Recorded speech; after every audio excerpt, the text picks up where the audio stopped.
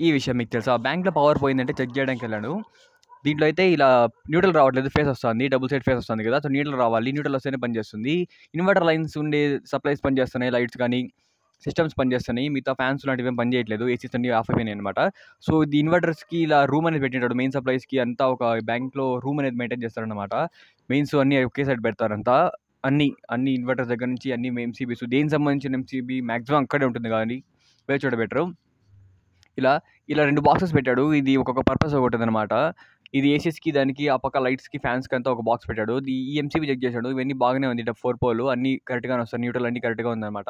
ఇంకో ఎంసీబీ బోర్డులో ఈ ఎంసీబీ ఫెయిల్యూర్ అయింది. న్యూట్రల్ రావట్లేదు బయటికి. ఫేస్ అన్నీ కరెక్ట్‌గానే వస్తున్నాయి. ఇలా రిటర్న్ వస్తుంది ఇక్కడ. ఫేస్ అన్నీ కరెక్ట్‌గానే వస్తున్నాయనమాట. సో, ఇది ఆఫ్ ఆన్ చేస్తే అయితే ఆన్ అయిపోయింది మళ్ళీ. సప్లై అయితే వస్తాంది. కానీ రిస్క్ ఎందుకని చెప్పి తీసేసేసి కొత్తది మార్దామని డిసైడ్ అయినామనమాట. చెక్ చేసుకున్నాం. పనైతే చేస్తాంది. కానీ రిస్క్ ఎందుకు, సిస్టమ్ ఏమైనా ప్రాబ్లమ్ అవ్వచ్చు, లైటింగ్ ఏదైనా షార్ట్ సర్క్యూట్ అవ్వచ్చు కదా! సో, కొత్తది తీసుకొచ్చినాం. కోనా కంపెనీది 4 పోల్ 63 యాంపియర్ ఎంసీబీ అనమాట ఇది. డిపి. ఫస్ట్ ఫీచర్ డిస్కనెక్ట్ చేసిన తర్వాత సేఫ్టీ కోసం తీసేసి యాజ్ ఇట్ ఈస్‌గా ఎలా తీసామో కనెక్షన్స్ అలాగే ఇచ్చి డిపి యాజ్ ఇట్ ఈస్‌గా బిగించేసాం. ఎందుకంటే ఒక్కొక్క రాంగ్ కనెక్షన్ ఇచ్చినా కూడా మనకు కనుక్కోవడానికి టైం ఎక్కువ వేస్ట్ అయిపోతుంది. సో, యాజ్ ఇట్ ఈస్‌గా ఎంసీబీస్ బిగించేసి, ఫీచర్స్ బిగించేసిన తర్వాత ఆన్ చేసి చూస్తే సప్లై అయితే కరెక్ట్‌గానే వచ్చింది. పర్ఫెక్ట్‌గా సెట్ అయిపోయింది.